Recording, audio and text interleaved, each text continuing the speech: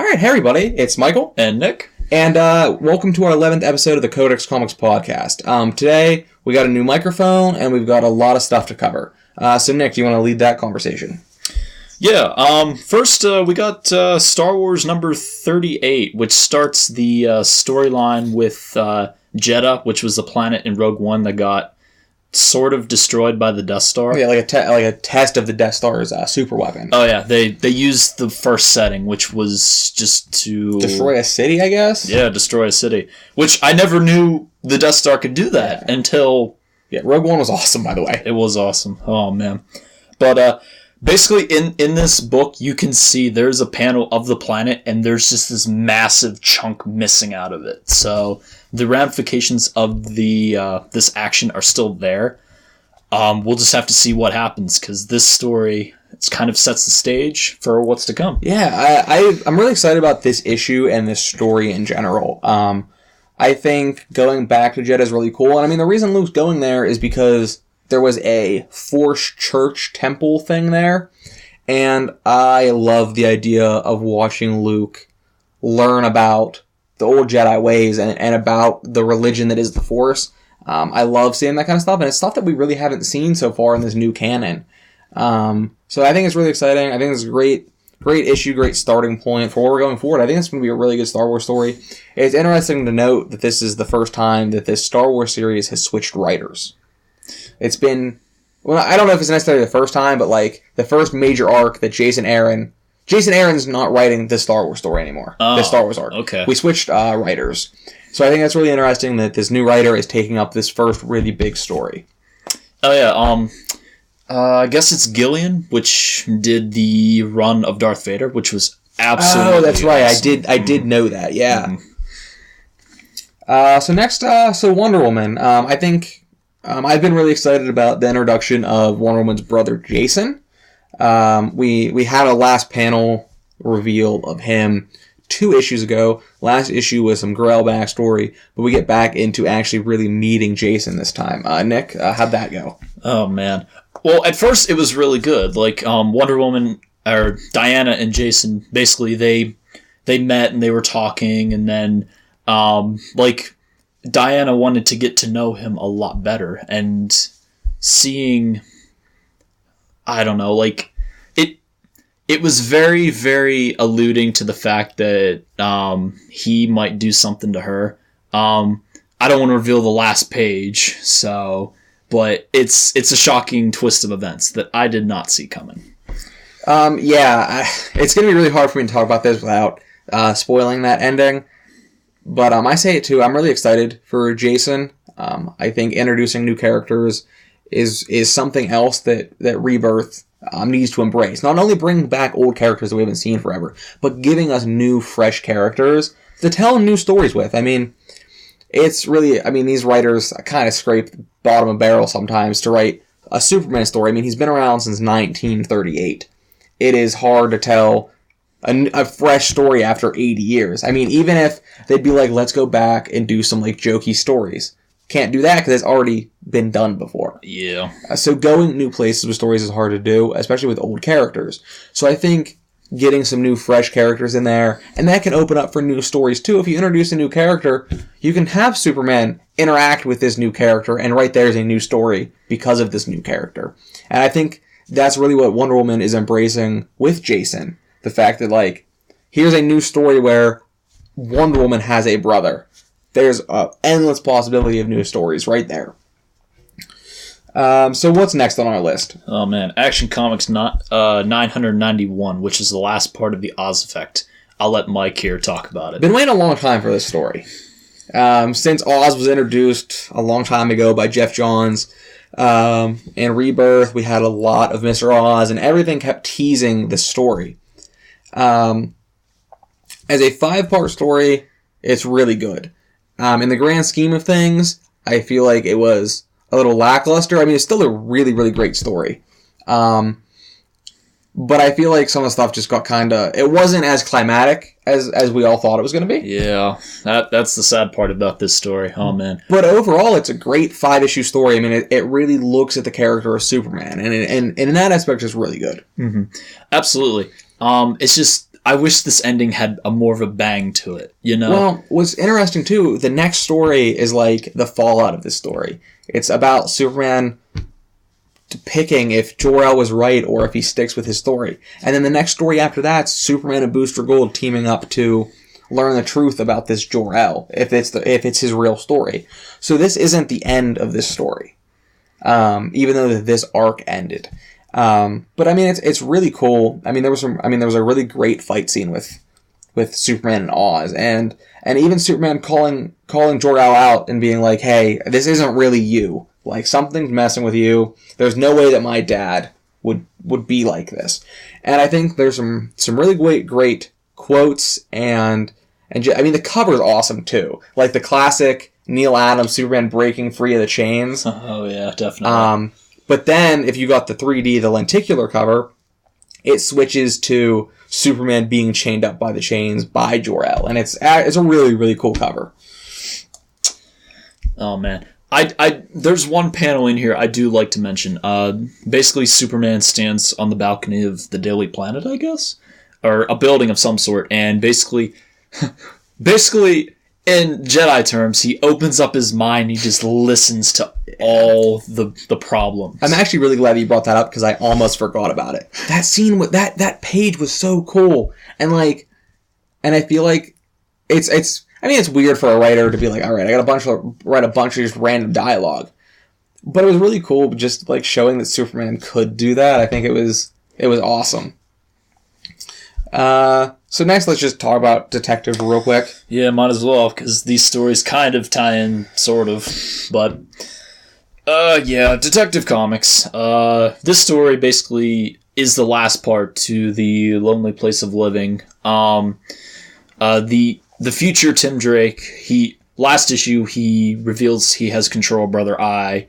In this story, you can see him trying to fight the Bat family to get to Batwoman because she does something down the road. She does something really, really bad. So I don't know what that is because they haven't really revealed that, I don't think. So, yeah. So what's really weird is that, like, the story in Detective Comics is Tim Drake, Batman from tomorrow, comes back in time and he has to stop this really bad threat that causes stuff to happen in the future. We're going to be doing the same story again with Superman, Super Sons, and Teen Titans, where Batman from tomorrow comes back to the past and he's like, "Hey, John Kent, you're really going to screw some things up in the future. I have to kill you." So are we just going to is that like the only story aspect that Tim Drake can have? Or Tim Drake from tomorrow can have? I don't know. Well, if you think about it, in his mindset, it's just his mindset. He's like, I have to do this in order to save my world. Yeah, and I think the stories are going to be a little bit different. I think the John Kent one is going to be, I have to do this to save my world. But I think the Batwoman thing, I think the idea is that Batwoman does something, and that's what causes Tim Drake to become this person. I think that's what the story is. And I hope that, because the next arc is like the fall of the Batman. Yeah. Which Tim Drake from tomorrow references, like, when we first meet him in this story. Yeah. I guess the next arc will show if this future comes alive, I guess. To fruition, yeah. Yeah. So what do we got? Batman Lost. All right. Another Dark Knight's Metal tie-in. Oh, yeah. The next issue in this grand scheme of things. Basically what happens in this issue, you have Batman trapped. Well, I'm going to flip-flop the story slightly. I'm going to start from the end and then work my way backwards. So this is what has happened. Basically, Batman is trapped in the dark multiverse. He's being basically a fuel source for this dark multiverse. I'm guessing he's hooked to some type of machine. I honestly don't know. But he's trapped in like this cycle of past memories, and he eventually figures out that the memories are of Barbados from the past when he chooses people to become Batman. Real quick, Barbatos. Barbatos. No, I'm not like being like this is the official way to pronounce it or anything, but like I really feel like as much as Batman likes the bat puns, like the bat phone and all this stuff, I'm pretty sure it's going to be Barbatos. Barbatos. All right. Not the country, just a different name. Yeah. All right. Okay.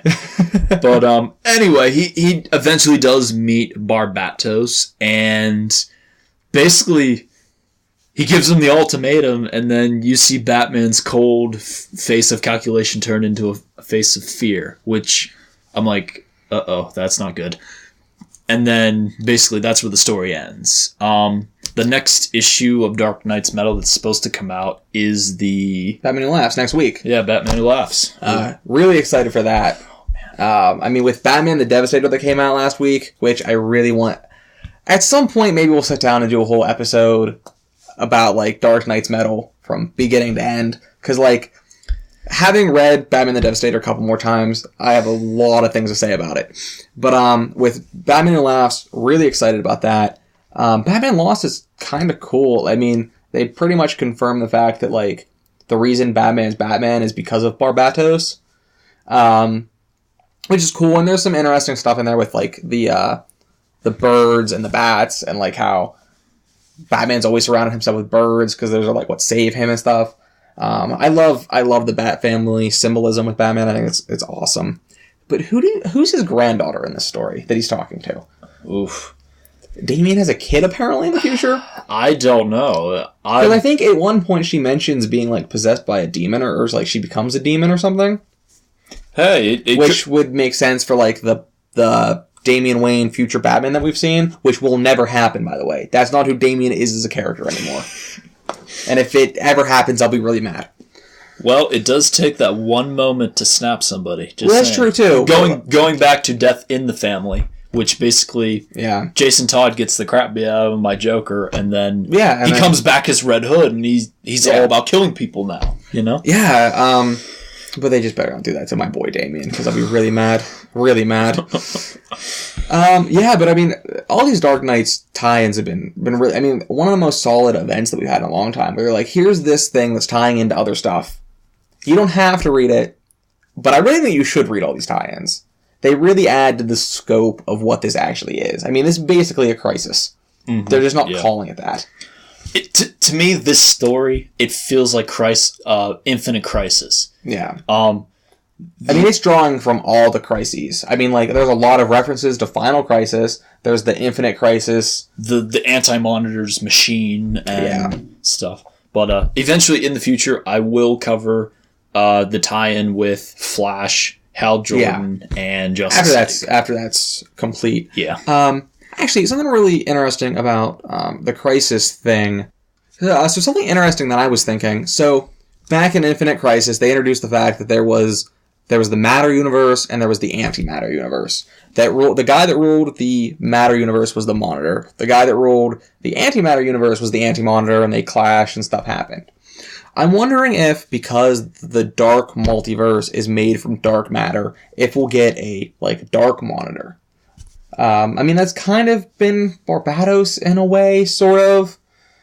I mean, I don't know, it's interesting, but, like, I mean, this is like a Crisis level event at this point. So I wonder if we're going to see a Dark Monitor, or I mean, if we're ever going to see the Dark Multiverse again. I mean, the Dark Multiverse, the story is that it's, like, collapsing in, like, it's having a crisis. So whether we see the Dark Multiverse again, who knows?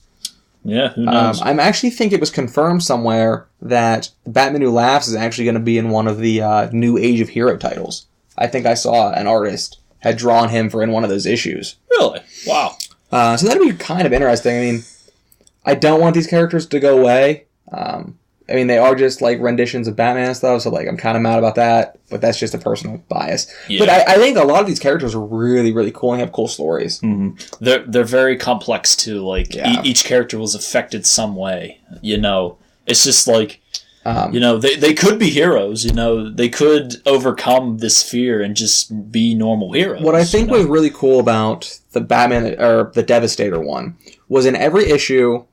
Batman lost something, and that's what turned him crazy. But in Batman the Devastator, it was Superman losing what makes him Superman. And that really stuck with me, and I think I think it was awesome. I mean, again, biased, but it's my favorite one. Batman Lost is awesome. We have, what's next with Joker, Batman Who Laughs, and then we have Hawkman Found eventually. That might be next after Batman Who Laughs, because we're not getting the next issue of Dark Knight's Metal until December. Uh-huh. We're also going to have the final like Justice League tie-in with the Bats Out of Hell. Crazy, crazy stuff from this metal crossover. Oh yeah, speaking of December, I was flipping through the Marvel titles, and you wouldn't believe the release date for this Phoenix Resurrection. I can't believe it.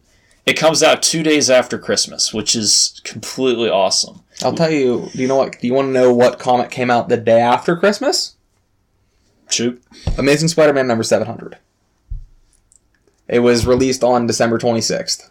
Because I remember going to the comic book store like the day after Christmas to pick up this issue. Oh, man. But anyway, it's like this Christmas and we get adult Jean Grey back. Wow, and the day before Thanksgiving is Doomsday Clock. Hey. So yeah. I would say their timing for this big stuff is like impeccable. Yeah, it's awesome. It's really cool. Let's just talk about some other things that came out. I mean, we got Venom this week. This Kraven story. Really cool. There's actually a surprising twist in Venom. The villainous Shriek shows up. Oh, wow. So I'm like, oh, really? Yeah. Huh. I flipped through it real quick. I haven't read it yet. I did flip through it. That final page though, the homage to the great Steve Ditko, the Spider-Man under the waterfall with the stuff collapsing on him. Oh yeah, I do remember that, and that looked pretty good. Yeah, I was flipping through it at the shop. I have a copy of it right here, but I mean that's exactly what that page is. Is that classic cover. I think we got some previews here for Venom Inc., which I think is going to be really cool. These covers look awesome, by the way. I think that's going to be a fun crossover. This Venom title has been really good since they brought Eddie Brock back, and it's awesome. We got Kraven, we got Shriek. Why don't we take it another step? Let's add maybe Carnage or something like that. Carnage would be add that chaotic feeling. We're going to get a good Carnage arc out of this. Oh my god! Like you have Shriek, like Shriek and Carnage. They're like I don't know. They're like partners in crime. They're both insane, you know. And then you have. Could you imagine? So you know how sidebar. Spider-Man last year did the clone something conspiracy. Clone conspiracy. Yep. That was like going back to like a old bad Spider-Man story. What if in Venom we got like another Maximum Carnage type story? That would be cool. I think it'd be awesome. We have Venom. We have Carnage. We have Shriek. Get Doppelganger in there. Maybe. We have the cast. We could do it again. It's just, I think there's some good stuff coming from Venom down the road. It's really good. They got some really good talent on there. The book looks absolutely amazing. Like the artwork is like probably one of my favorites in Marvel right now. So here's something that's interesting. So the opening of this Venom issue opened with Kingpin as the mayor. The story arc for the issue of Daredevil that came out this week is called Mayor Fisk.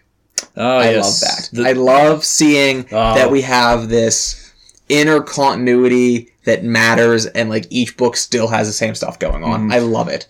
Oh man, Mayor Fisk. I want to see what happens. Whatever happened to J. Jonah Jameson as the mayor, by the way? That is a very good question. I don't have an answer for. I was removed from Spider-Man for quite some time, so I don't really know where that whole story went. But some other titles that came out this week. Well, we got... we'll just stick with Marvel here. We got Uncanny Avengers number 29. This title was really, really cool. Like, you had Juggernaut in it, and he was beating up the Avengers. And I feel bad for Synapsis in there, because, oh my gosh. Quicksilver had this awesome plan. To take out Juggernaut, you have to remove the helmet. Easy enough. But what happens when he wears another helmet under his helmet? And he realized it too late, as then Synapsis kind of got beat up like a bunch and hospitalized. I feel bad for that poor girl. Like, seriously. But anyway, it's really cool. It's not a bad title. It's probably one of the better Avengers titles out right now. It's just the team is awesome. You got Rogue, you got Scarlet Witch, Brother Voodoo, Quicksilver left in this issue, unfortunately, because... When's the weekly Marvel Avengers title starting? I think January. Okay, cool. That'll be exciting. It looks really good. Yeah, that'll be exciting. We got... Any other... we got Deadpool came out this week, too, from Marvel.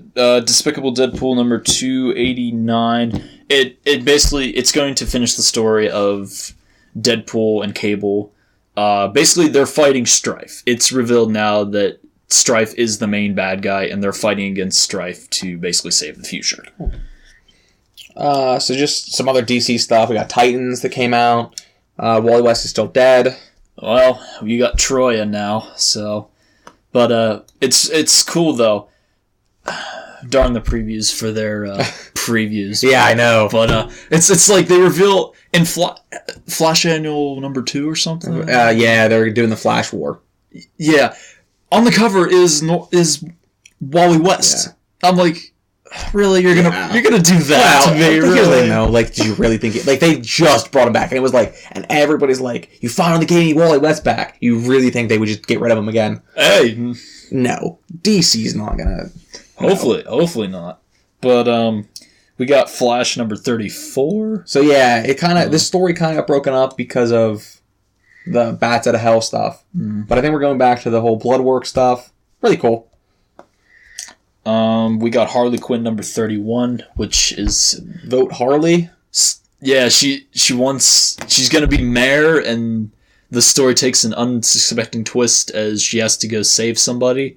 I don't know. I honestly don't know. You know. So then we got Mr. Miracle number 4. I'm kind of behind a little bit on Mr. Miracle. I'm sort of at this point waiting for a trade to come out. Well, on the cover you saw Big Barda's face. So hopefully she's in there. I read the first 2 issues of this. Kind of going to just trade wait for it now. I mean, these comics have still been selling like crazy. I mean, I know they're pretty much all been going to second prints and stuff. People are comparing it, calling it the next Watchmen. It's up. Everybody's like, this is like the next Watchmen, the next Dark Knight Returns. Read the first 2 issues, really great. I love this story, and I'm actually really excited to see the whole 12-issue story of it. I think it's gonna be really cool. Also, another Marvel title. We got X-Men Gold, which this title reminds me of like giant size X-Men a little bit. You know, you got Colossus, Nightcrawler, Storm, Old Man Logan. You have Kitty Pryde. It just reminds me of the 70s X-Men. And now, basically, they survive Mojoverse, and we'll just have to see what happens with that. All right, cool. So I guess we can just talk about Thor now. I mean, we've both seen it. So spoilers if you haven't seen it yet. Yeah. What are your thoughts? From my point of view, I liked it. It gave us some new concepts and new things to look at. Hopefully they bring Beta Ray Bill into the Marvel. Yeah, they were supposed to in this movie, from what I understand, but they didn't want to put him in there without doing him like real justice, which I respect. And I liked his cameo in it. I thought it was really clever. His head's on the tower of the Grandmaster. Yeah, I thought it was good. I think it tried too hard to be funny. And some of the jokes sort of didn't hit for me. They fell flat a little bit, yeah. But I mean, it was really good. I mean, it was a Marvel movie. It was fun for 2 hours. Hey, Hela was great, and I love that they put the Immigrant Song in Thor. Let me tell you, it was just perfect. That opening scene where he's like fighting Surtur. Oh, that was one of my favorite scenes. And then he drops the hammer on the one creature in his jaw, and it can't get up. Awesome, awesome. Yes. And the Throg reference, the Thor Throg, really awesome. Seeing Anthony Hopkins try and act as Tom Hiddleston's Loki was funny. Mm-hmm. I mean, yeah, it was really good. My only real issue with it was it didn't up any stakes pre-Infinity War. There's that post-credit scene. Yeah, where, like, Thanos' ship. We haven't seen the last Infinity Gem. Oh, you know where that is. Wow, I know, but yeah. It's going to be an Adam Warlock, because that's like, you know, his... Yeah, I don't know, but like, I mean, that's my only thing. Like, I really wanted this movie to be like, you have to see this before Infinity War. Because there's only one movie left before Infinity War now. And it's Black Panther. Yeah, so... Oh, man. Infinity War. It sounds like... Oh, my gosh. I was listening to, YouTube channels and all this good stuff. It sounds like Infinity War is like a really big deal. Like, you have a lot of people in this. I think it was confirmed that there's going to be, like, 35 different Marvel characters. Oh, it's going to be nuts. And... Yeah, I feel bad for the director trying to put all these actors in one movie. It's just... Oh, yeah. Oh, gosh. It's going to be nuts, but at this point, like, I know that Marvel can do it. Uh-huh. I mean, like, when they did it with the Avengers, it was scary. Because, like, Spider-Man 3 couldn't even handle 3 villains.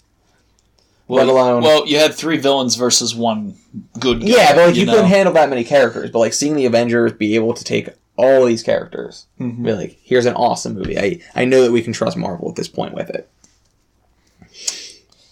Let's move on to some role-playing and HeroClix here. So new D&D source book guide, Xandor's Guide to Everything came out or is coming out. I don't know. It's coming out really soon. I think it comes out. We've mentioned a couple times on here before. I mean, hopefully we can get an episode where we can sit down and pull the book apart. Yeah. Sort of. Also, on the Harley Quinn. It's coming. It's coming. I'm telling you, we're going to do an unboxing video, and it's going to be awesome. Well, I have some good news for those listeners that do play HeroClix. It has been confirmed that the bombshells are not chases. Thank God. Well, it's weird to me, though, because, like, that seems like the most obvious thing to have made chases. It's weird to me that they didn't go that route, but it's also pretty cool. Well, also think of it this way. If you have chases, you only get a chase in a case, in, like, 2 bricks, which is 20 boosters. I think they wanted people to get the bombshells because this is, like, their big thing of this set, so they kind of, like, divvied them. So what are the chases, then? Oh, man. Well, they confirmed one chase that I've seen. They have confirmed Shazam, the God of Gods, from the Dark Side War. Now, I want to say something. This was never on video, and I'm really upset that it wasn't because now nobody's going to believe us. But we did mention, wouldn't it be cool if they did a HeroClix set where they made all of the superheroes that became the new gods in the Dark Side War if they made those HeroClix? Oh, yes. And they're doing it. And sadly, we have no proof because we didn't record that segment. But we did say it. Yep, we did say it. I do remember you saying it. So, and then I looked the next day, I'm like, oh. Yeah. This set's going to be really cool. No word on Jessica Cruz yet, which is upsetting. I'm telling you, she's got to be in there, man. I know, it makes so much sense for her to be in this set, and if they don't, good job. Bad on you, WizKids. Just continue to buy your products. Yeah. Well, yeah, we'll have to see what happens. Do know it's coming next week. Yeah, so I'm excited. Hopefully next week I will show you guys what is in this set. Yeah, it's going to be really, really fun. I'm excited to do that. All right, so let's just move into our picks for the week. I think this week we're going to stick with just our pick of a comic for the week. So, Nick. All right. I have to go with Hal Jordan, the Green Lantern Corps, number 32. The reason being because this is just an awesome issue. First off, on the cover, you got Hal Jordan fighting the Dawnbreaker. Oh, yeah, and do note, this is part 3 to the metal tie-in with Flash, Justice League, Hal Jordan, and then Hal Jordan, Justice League again. And then Justice League again. Okay. Make a nice, cool 4-issue cover spread thing. That looks awesome. Yeah. I wish they would make a poster of that. Yeah. But anyway, this issue is Hal Jordan basically fighting his fears. And it's really awesome. Like, you can see Hal Jordan in this pitch black, which is Coast City at the moment. And the Dawnbreaker's he's beating him. Like, he's beating the crap out of him because Hal Jordan can't see him. So, the cool thing is, Hal Jordan, he's getting inside Dawnbreaker's head. He's like, I know something. So he turns off his light. And he makes a strobe. Yeah. So. Yeah, really cool. Oh, man.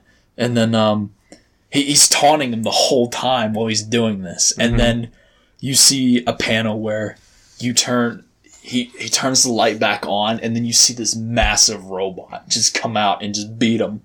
Oh man, it was great. And then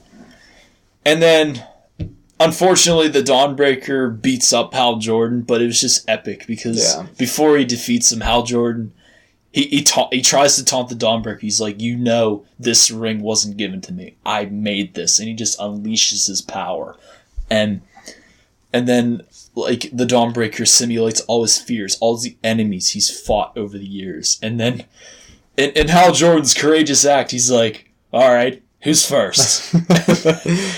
And then the last couple pages sets the stage what's to come. You see the Anti-Monitor this tower with people tied up into it, as we referred to Infinite Crisis earlier. And then you see the Batman Who Laughs with Cyborg.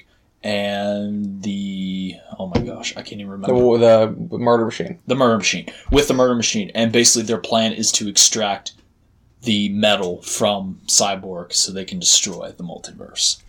Yeah, it's pretty awesome. I mean, all these times have been really great. But for my pick, I'm cheating. I didn't tell Nick I was cheating.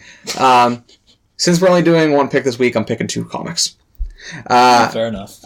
I gotta go with, so here's the thing. I have to pick a Superman title. Like, that's just my thing. Action Comics, Part 5 is awesome. Really great conclusion to this 5-part story. Overall, the story is really good. I mean, just talking about what Superman stands for and trying to tear that away pre-Doomsday Clock. Because that's going to be the story of Doomsday Clock with Dr. Manhattan as Superman. Because they're opposites. And trying to turn Superman into that. And actually having succeeded turning Jor-El into what Manhattan's psyche was in Watchmen. Is really cool. But I also got to go with Star Wars that came out this week. I love Luke Skywalker. I love Luke Skywalker and Superman, 2 of my favorite characters ever from fiction. So seeing Luke doing the thing that I've been dying to see him do so far in this new Star Wars canon of exploring the history of the Jedi, I've been dying to see that kind of stuff. I'm glad we're finally getting into it, especially with the planet that we've seen in one of the films recently. Awesome. Getting cool to explore that planet. Oh yeah. Speaking of Star Wars, this is a little off topic and it's kind of Legends, but anyway, Xbox One, they decided to go back and redo some Xbox games. We'll make them compatible with the new system. And one of the games they picked was Knights of the Old Republic. Oh, really? I actually have the original copy of that game, actually. They redid it for Xbox. Oh, I didn't know they were doing that. They didn't redo it, but they just put it on Xbox One. And oh my god, I can't stop playing it. Really? Oh my gosh. I bought it later, so I've actually never really... I mean, like, I have the game, I've never really played it because I bought it. I bought it, like, after the Xbox One was out. I collect old games and stuff. That's actually really exciting. Hopefully we can... Is Force Unleashed on there yet? Oh, yeah. They did that. They did the... That was probably the first thing they did. I love the Force Unleashed. They made they made both of them backwards compatibility. 2's terrible. It was okay. It was, yeah. But anyway, Force Unleashed 2 was... They actually had Xbox Gold on it, and it was free for like a month. Oh, really? Huh. Which was awesome, by the way. Cool. All right. So let's just jump into closing this up. Just some different events that are going on. The Hero Clicks come out next week, the Harley Quinn. So that's Saturday, November 18th. There's going to be a tournament. 2 boosters sealed. You play with those pieces you get in there. Thursday, November 23rd, the shop's going to be closed. It's Thanksgiving. Day before that, Doomsday Clock comes out. I want everybody to know that. Day before Thanksgiving, Doomsday Clock. Put on your calendars, put it in your phone for a reminder. It's going to be awesome. Oh man, we're gonna help you guys out. We're gonna have the latest coverage on this epic event. Yeah, trying to talk them into doing a 11:57 release, but they won't listen to me. I'd be asleep at that time. No offense. I'd be reading it 15 times. So then Friday, November 24th, obviously Black Friday. Saturday, the 25th, is going to be Small Business Saturday. Just some more support, some local businesses. You can just keep checking on the website for more info. I mean, that goes in general for everything. Just know when sales are happening, know when events are happening. Because sometimes it'll happen before the show goes up, and that'll be your way of knowing. And then the December 1st, 2nd, and 3rd, Dickens of a Christmas, just going to be all kinds of events throughout the town of Ebensburg for just getting ready for some Christmas events there. Oh yeah, and also, for the month of December, I usually do a front window scene for the shop. Which this year, I'm going to reveal the topic of this year. This is a very ambitious one. Since Star Wars is now with Marvel, I can legally do this. I'm going to have Star Wars with Marvel. Yeah, it's pretty awesome. And an epic snowball scene. Yeah, I love this window scene every year. Usually just stuck with Star Wars, but I'm really excited to see this year's. It's not Christmas season to me until the Codex Christmas display is up. So, all right. Hope this episode sounds better than the last couple. It's been kind of a bumpy road trying to get this podcast running, but I think everything's going smoothly now. So we'll see you next week.